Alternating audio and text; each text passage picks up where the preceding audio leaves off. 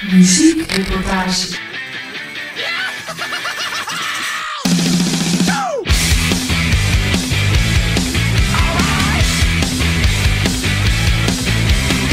There's always something about you, always something wrong. Keep taking solos when it's not your song. Don't have to tell me about your fever, cause I already know. I know before we even say hello. But now it's the real deal, no one's gonna pity you now. So come on, just let it in, let it out. Cry, baby, cry, I don't need to know why.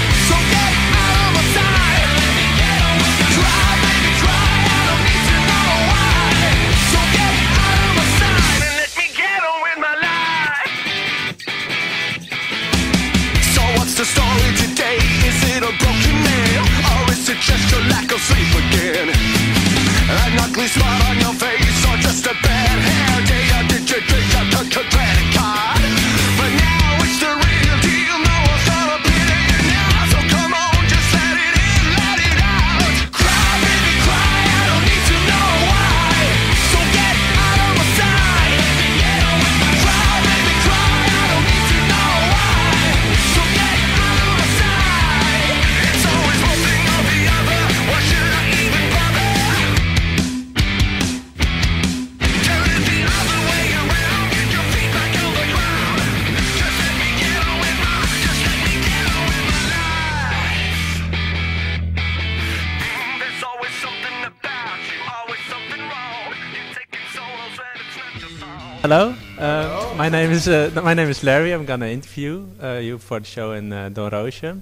I have some questions. Your first one is, where does the name Royal Republic come from? The name Royal Republic? I don't know, Hannes. Where does the name Royal Republic come from? From it sounds like sick mind. A sick mind. Twisted Mind came up with that name. I don't know. We had this fantasy, like for the first show that we ever did, that we were gonna have a limo drive up and a red carpet on all the way up to the stage and stuff. But that didn't happen. It still hasn't happened. We were totally like into this whole VIP money thing because we didn't have any money. We still don't have any money. So I think we should probably change our name. we should change our name to like lousy creatures of shit. Okay. And you have a song on the first album, We Are the Royal, 21st Century Gentleman, and I like the song, but what is a 21st Century Gentleman? Can you describe it? A 21st century gentleman is actually the opposite of a real gentleman, like the old description of a gentleman, being nice, and it's basically a look inside, you know, a filthy, sick, twisted mind. Yeah, because guys lie, and whatever you think the guys aren't lying about, they're lying about. Like, that's the truth. So. Okay, I understand. Your second album, Save the Nation, is called. Was out in 2012. Can you describe what the title is about?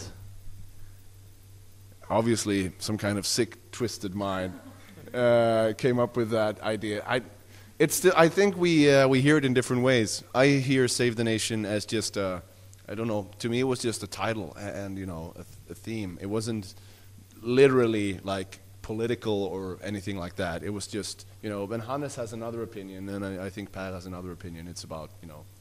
But it's like we get this question quite a lot, and after a while you get like, yeah, what the fuck is the song about? You know, you start thinking. And I mean, if you dig really deep, you might say it's about, you know, setting yourself free from getting away from whatever it is you don't like, you don't want to do, sucky relationship, a job you don't want to have, or whatever.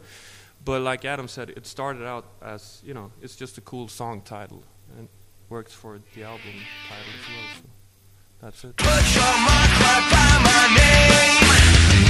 Rise to shine, rise to fame. You know I'm everywhere. Turn around, you know I'm there. Nobody can save the nation. Child cat, you like a patience. Child cat, you like a patience. But no one but me can save the nation. Child cat, your expectation. Child cat, your expectation. But no one but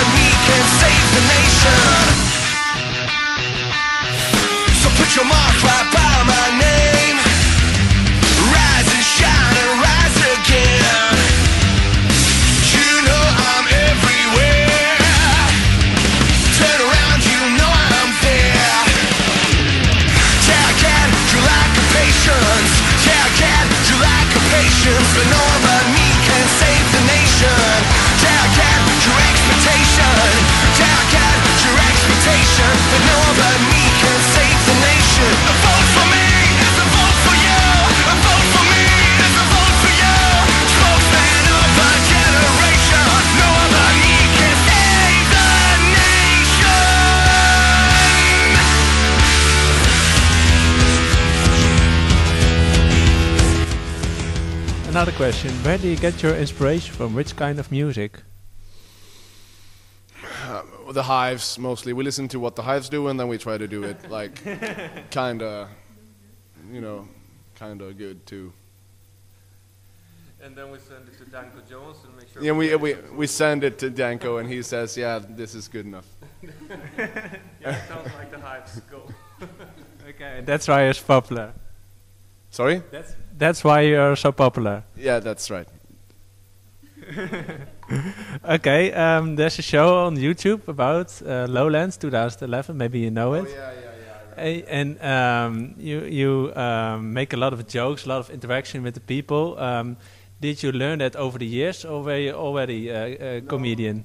It's not supposed to be comedy, really. It happened because, first of all, I grew up being a troubadour, basically. I spent a lot of time, since I was like 13, I started joining my dad, out playing pubs and, stuff, and drunk people, and I always just learned to talk to people, on stage, being on stage and cracking jokes and whatnot.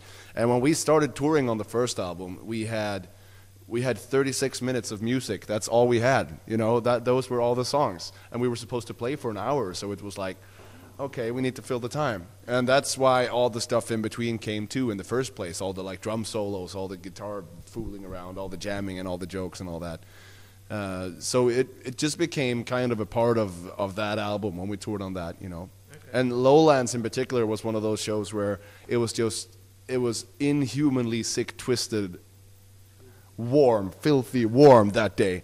And I just had to talk and say stuff to get some rest. I needed to rest because I sang 2 songs and then I felt like I was going to die. I think we all did. Yeah. And you make some Chuck Norris jokes in the show. Can you make one now?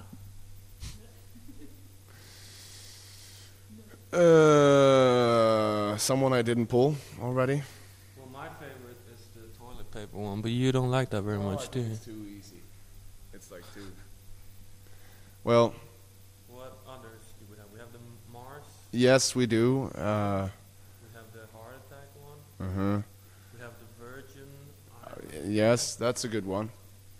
Yeah. Virgin. Chuck Norris once went to the Virgin Islands. They are now called the Islands.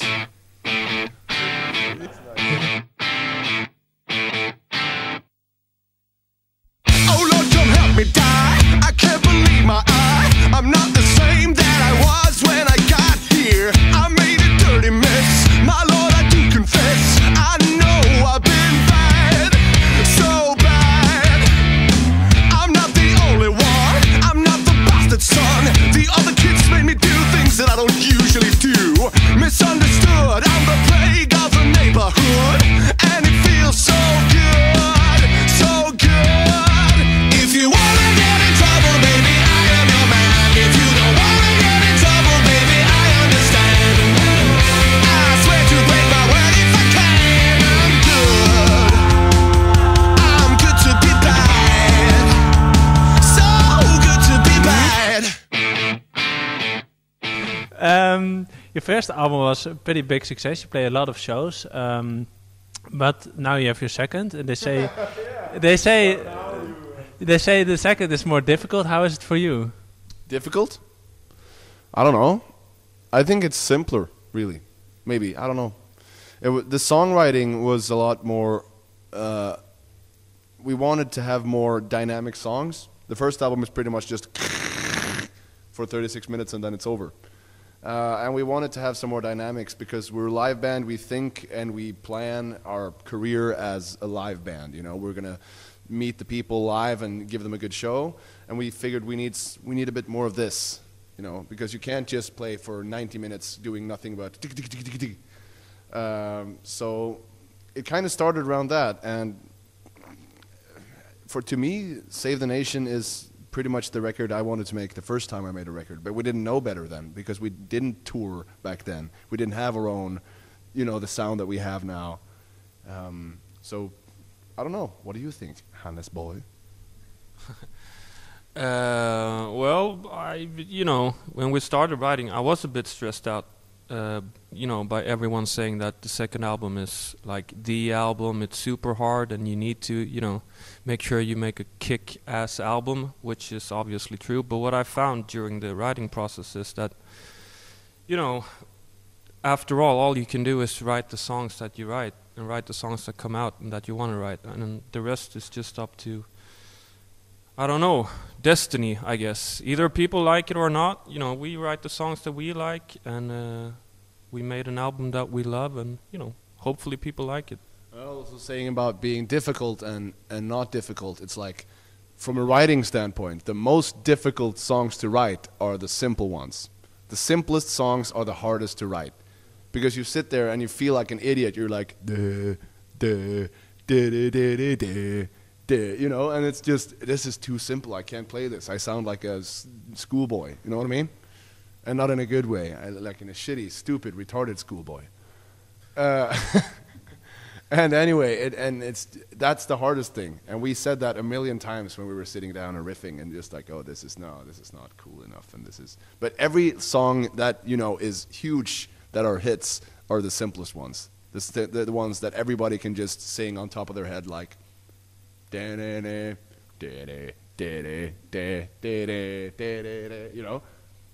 I remember writing Be My Baby, for example. Me and Adam were writing this song, and we were trying to figure out the lyrics, and we came up with this kind of cool stuff, and we were like, no, way too smart. Let's keep it simple, And that was really, a challenge, like Adam said.